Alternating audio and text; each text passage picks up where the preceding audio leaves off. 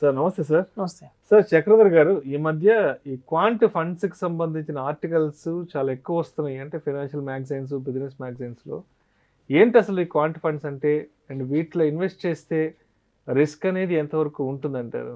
తాకట్టులో ఉన్న బంగారాన్ని విడిపించి ఆ రోజు ఆన్లైన్ రేటుకే మేము కొంటాం. Sharma gold company. యాక్చువల్గానండి మ్యూచువల్ ఫండ్స్లో ఉండేవి ఏంటంటే స్టాక్స్. సో ఆ స్టాక్స్ని ఎలా సెలెక్ట్ చేస్తారు? 5,000 స్టాక్స్లో మనకి మ్యూచువల్ ఫండ్స్లో పెట్టేవి కేవలం ఒక 80 స్టాక్స్ 100 స్టాక్స్ ఉంటాయి. సో ఉన్న 5,000 కంపెనీలలోంచి బెస్ట్ స్టాక్స్ని సెలెక్ట్ చేయాలి. అది ఫండ్ మేనేజర్ యొక్క రోల్, ఫండ్ హౌస్ యొక్క రోల్. అయితే దానికి మెయిన్గా ఫండమెంటల్ అనాలిసిస్ అనేది ఒకటి ఉంటుందండి.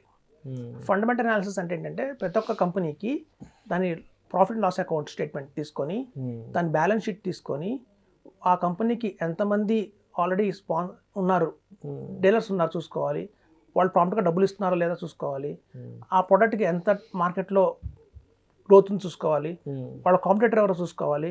ఇలాంటివన్నీ స్టడీ చేస్తే ఫండమెంటల్ అనాలిసిస్ అంటారండి. సో చాలామంది ఫండ్ మేనేజర్స్లో ఫాలో అయ్యేది ఇదే. మ్యూచువల్ ఫండ్స్లో ఏదైనా స్టాక్స్ని సెలెక్ట్ చేయాలి అంటే కనుక త్వరగా ఫండమెంటల్ అనాలిసిస్ చేస్తారు. వాళ్ళు చార్టెడ్ అకౌంటెంట్ అయి ఉంటారు, ఒక మంచి MBA స్కూల్ నుంచి ఒక డిప్లొమా డిగ్రీ ఉంటుంది, స్టాఫ్ ఉంటుంది, డెలాయిట్ నుంచి, JP మార్గన్ నుంచి, ఎర్నెస్ట్ యంగ్ నుంచి రిపోర్ట్ కొనుక్కుంటారు. అన్ని అలా ఫండమెంటల్ అనాలిసిస్ అంటారు దాన్ని. సో అలా సెలెక్ట్ చేస్తే స్టాక్స్ ఫండమెంటల్ అనాలిసిస్. ఇంకోటి ఉంటుందండి టెక్నికల్ అనాలిసిస్ అంటారు. ఈ టెక్నికల్ అనాలిసిస్ అంటే ఏంటంటే ఒక స్టాక్ ఒక్క కర్వ్స్ చూసి, లైట్స్ చూసి, ఓకే ప్యాటర్న్ అంటారు దాన్ని. అందులో అంటే లాస్ట్ మంత్ ఈ స్టాక్ ఇలా పైకి వెళ్ళిందంటే ఈసారి పడిపోతే అవకాశం ఉంది, ఇలా పైకి కిందకి ఉన్న గ్రాఫ్ని చూసి తీసుకునేది టెక్నికల్ అనాలిసిస్. దీని పెద్ద క్వాలిఫికేషన్ అక్కర్లేదండి. ఏ బ్యాక్గ్రౌండ్ ఉన్నా కూడా ఆ చార్ట్స్ని చదవడం మనకు తెలిస్తే సెలెక్ట్ చేసుకోవచ్చు ఈ స్టాక్ కొనాలా వద్దా అనేది. అది టెక్నికల్ అనాలిసిస్ అంటారు. అయితే ఈ క్వాంట్ అనేది ఏంటంటే క్వాంటిటేటివ్ అనాలిసిస్ అంటారు అండి. క్వాంటిటేటివ్ అనాలిసిస్ అదే క్వాంట్ అంటే. సో ఇక్కడ ఏంటంటే ఫండ్ మేనేజర్ ఉండడు పెద్దగా. రోల్ ఏంటంటే ఒక మ్యాథమెటిక్స్, స్టాటిస్టిక్స్ యూజ్ చేసుకొని ఒక సాఫ్ట్వేర్ డిజైన్ చేస్తారండి. ఆ సాఫ్ట్వేర్ ప్రోగ్రామింగ్ రాస్తారు, దాన్ని ఆల్గరిథం కూడా అంటారు. సో ఇలా ఆల్గరిథం బేసిస్ మీద ఒక రోబోటిక్ లాగా ఒక సాఫ్ట్వేర్ డిజైన్ చేసి ఆ సాఫ్ట్వేర్ పిక్ చేస్తుంది స్టాక్స్ని. ఉన్న 5,000 స్టాక్స్లో ఏ స్టాక్ తీసుకోవాలనేది ఈ సిస్టమ్ ఏదైతే ఉంటుందో ఆ సాఫ్ట్వేర్ పరంగా కన్నా దాన్ని తీసుకుంటే అది క్వాంటిటేటివ్ అనాలిసిస్ అంటారు. సో కొన్నిసార్లు అది ఏంటంటే క్లిక్ అయిందండి. కొన్ని సందర్భాల్లో ఈ పాస్ట్ పర్ఫార్మెన్స్ మీరు తీసుకొని, ఎందుకంటే ఒక హ్యూమన్గా, ఒక మనిషిగా మనం 5,000 కంపెనీలు చదవలేము. సో సిస్టమ్ ఏదైతే ఉంటుందో సాఫ్ట్వేర్ డిజైన్ ఎలా చేశారంటే ఒక్కసారిగా అది 5,000 కంపెనీలు చదివిస్తుంది.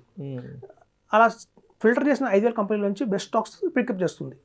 చేసి దాని ద్వారా మనం సెలెక్ట్ చేసిన స్టాక్స్ని పెడితేనే అది క్వాంటిటేటివ్ అనాలిసిస్ అంటారు, క్వాంట్ ఫండ్స్ అంటారు. అయితే ఈ క్వాంట్ ఫండ్స్లో ఒక చిన్న ప్రాబ్లం కూడా ఉందండి.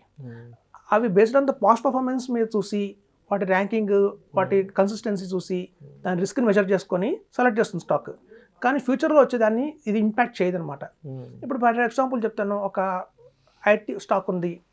IT మనకు ఆల్రెడీ తెలుసు, కొంచెం రిసెషన్ నడుస్తుంది యూఎస్లో, జాబ్స్ తీసేస్తున్నారు, లేఆఫ్స్ చాలా ఉన్నాయి. దాని ఇంపాక్ట్ వెంటనే కాకపోయినా ఒక 1 year తర్వాత కూడా మన ఇండియా మీద దాని ఇంపాక్ట్ ఉంటుంది. అలాంటప్పుడు ఏమవుతుందంటే ఈ ఫండమెంటల్ అనాలిసిస్లో ఈ ప్రాజెక్ట్ ఫండ్ మేనేజర్ దాన్ని తీసుకోడు, ఐటీని తీసుకోడు. కానీ ఈ సిస్టమ్ తెలియదు కదా ఫ్యూచర్లో ఏం జరుగుతుందో ప్రిడిక్ట్ చేయలేదు. అలాగే చూడండి, ఆటో రంగంలో తీసుకుంటే ఒక టాటా మోటార్స్ కావచ్చు, ఇప్పుడు అంతా పెట్రోల్ బండ్లు వెళ్ళిపోయి డీజిల్ బండ్లు వెళ్ళిపోయి ఇప్పుడు బ్యాటరీ మోడల్లో వస్తున్నాయి. సో ఫ్యూచర్లో మీకు ఏంటంటే బ్యాటరీ మీద వచ్చే వాటికి లాభం ఎక్కువ ఉంటుంది తప్ప ఈ పాస్ట్లో ఉన్న పెట్రోల్ డీజిల్ వెహికల్స్ మీద పెద్ద లాభం ఉండదు. కానీ కంప్యూటర్ పసి కట్టదు, బేస్డ్ ఆన్ పాస్ట్ పర్ఫార్మెన్స్ తీసుకొని ఇస్తుంది రిపోర్ట్. సో ఇట్లాంటి టైంలో మాత్రం ఈ క్వాంట్ అనేది కొంచెం ఫెయిల్ అయిందండి. అయితే ఇట్లాంటిది యాక్సిస్లో వాళ్ళ దగ్గర ఉంది, యాక్సిస్ క్వాంట్ ఫండ్ అని. అలాగే DSP వాళ్ళ దగ్గర DSP క్వాంట్ ఫండ్ ఉంది, కొటక్ వాళ్ళ దగ్గర కొటక్ క్వాంట్ ఫండ్ ఉంది. అట్లా కొన్ని ఫండ్ హౌసెస్ దగ్గర ఈ క్వాంట్ ఫండ్స్, SBI దగ్గర కూడా క్వాంట్ ఫండ్ ఉంది, క్వాంట్ మ్యూచువల్ ఫండ్ దగ్గర కూడా క్వాంట్ ఫండ్ ఉందండి. సో ఉన్న అందరిలోకి ఈ యాక్సెస్ వాళ్ళకి DSP వాళ్ళు కొంచెం బాగా పర్ఫార్మ్ చేస్తున్నాయి. సో క్వాంటిటేటివ్ అనాలిసిస్ అండి ఇది.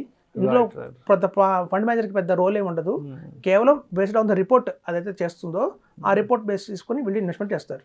కాబట్టి ఇందులో 80% ఛాన్సెస్ ఏంటంటేనండి కొంచెం ఏదైనా ఫ్యూచర్ ప్రిడిక్ట్ చేయలేని టైంలో ఇవి కొంచెం ఫెయిల్ అవుతున్నాయి. అదర్ ఏంటంటే కొంచెం బాగా పర్ఫార్మెన్స్ చేస్తున్నాయి. అవి కూడా 23%, 24% ఇచ్చిన దాఖలు ఉన్నాయి. సో ఓకే మన దగ్గర ఉన్న అన్ని ఫండ్స్లోకి ఏదన్నా ఒకటి సపరేట్ పెట్టుకుందాం అనుకున్నప్పుడు ఈ క్వాంట్ ఫండ్ కూడా తీసుకోవచ్చు, లేదంటే మనం ఇగ్నోర్ చేయొచ్చండి. అది క్వాంట్ ఫండ్స్ అంటే. అంటే ఇప్పుడు అంటే రిస్క్ విషయాన్ని ఎంతవరకు కన్సిడర్ చేయాల్సి ఉంటుంది? ఇందులో కొంచెం హై రిస్క్ ఉంటుందండి, కాకపోతే ఎక్స్పెన్స్ రేషియో ఉండదు. ఎందుకంటే ఇందులో చూస్తే మీ ఫండ్ మేనేజర్ రోల్ ఏం లేదు, ఫండ్ మేనేజర్ చేసేది ఏంటంటే ఆల్రెడీ ఆ క్వాంట్ ఫండ్స్లో ఆ టెక్నాలజీ వల్ల ఏదైతే ప్రిడిక్ట్ అయ్యో పిక్ అయిన స్టాక్స్ వాటిలో డైరెక్ట్గా ఇన్వెస్ట్మెంట్ చేస్తారు కాబట్టి ఇది ఒక ఇండెక్స్ ఫండ్ లాగానే ఉంటుందండి. పెద్ద ఇందులో ప్యాసివ్ ఫండ్ కిందే వస్తుంది ఇది కూడా. కాబట్టి ఎక్స్పెన్స్ రేషియో చాలా తక్కువ ఉంటుంది. రిస్క్ అంటారా ఫ్యూచర్లో ప్రిడిక్ట్ చేయలేదు కాబట్టి కొంచెం రిస్క్ కొంచెం అధికంగానే ఉంటుంది. ఇది ఈక్విటీ కిందకి వస్తుంది కాబట్టి. సో ఇది 80 ఛాన్సెస్ ఉన్నాయండి. కాబట్టి ఏంటంటే 80% రిస్క్ అయితే ఎక్కువ ఉంటుంది, బట్ రిటర్న్ కూడా కొంచెం అలాగే ఉంటుంది. ఎందుకంటే ఒక ఫండ్ మేనేజర్ అనేవాళ్ళు సమ్టైమ్స్ మిస్ అవ్వచ్చు. ఈ 5,000 స్టాక్స్ని చదవాలంటే హ్యూమన్ వల్ల కాదు, కొన్నిసార్లు అవుతుందంటే ఈ టెక్నాలజీ వల్ల అధిక లాభాలు కూడా ఉంటాయి. అవి చదివినంత ఫాస్ట్గా మనం హ్యూమన్ డిసిషన్ తీసుకోలేడు. ఇప్పుడు చూడండి చాలా మంది ఎమోషనల్గా ఉంటారు ఫండ్ మేనేజర్. ఎమోషనల్గా ఉంటే వాళ్ళకి నచ్చిన స్టాక్ ఎక్కువగా ఉంటారు. అలాంటి అన్బ్యాచ్డ్గా ఉంటుంది. అంటే ఎమోషన్కి సంబంధం లేకుండా ఫండ్ మేనేజర్కి ఇష్టం ఉంది. సపోజ్ ఒక ఫండ్ మేనేజర్కి ఐటీసీ స్టాక్ ఎక్కువ ఉంది అనుకోండి, ఇష్టం ఉంటుంది, ఎక్కువ ఐటీసీలో కొనేస్తుంటాడు. హెచ్డిఎఫ్సీ మీద చాలా కాన్ఫిడెన్స్ ఉంది అనుకోండి, హెచ్డిఎఫ్సీలో ఎక్కువ కొనేస్తుంటాడు. అదంటే కొంచెం ఎమోషనల్గా ఉంటాడు. హ్యూమన్స్ అందరూ అంతేనండి. సో ఈ క్వాంటిటీ సిస్టమ్కి ఏంటంటే అలా ఉంటుంది, అన్బ్యాచ్డ్గా ఉంటుంది. దానికి ఈ కంపెనీ మంచిది, ఆ కంపెనీ మంచిది ఉండవు కాబట్టి కరెక్ట్గా నేను పిక్ చేస్తుందండి స్టాక్స్. కాబట్టి ఇది కూడా మంచి 80% మనకి రిటర్న్ బాగానే ఉంటుంది కాబట్టి ఇందులో ఇన్వెస్ట్మెంట్ చేయొచ్చు. సో మొత్తానికి రిస్క్ విషయానికి వస్తే పెద్దగా చూడాల్సిన అవసరం లేదంటారు. అవునండి, ఇది చూడాల్సిన అవసరం లేదు. Right. Thank you sir, thank you so much.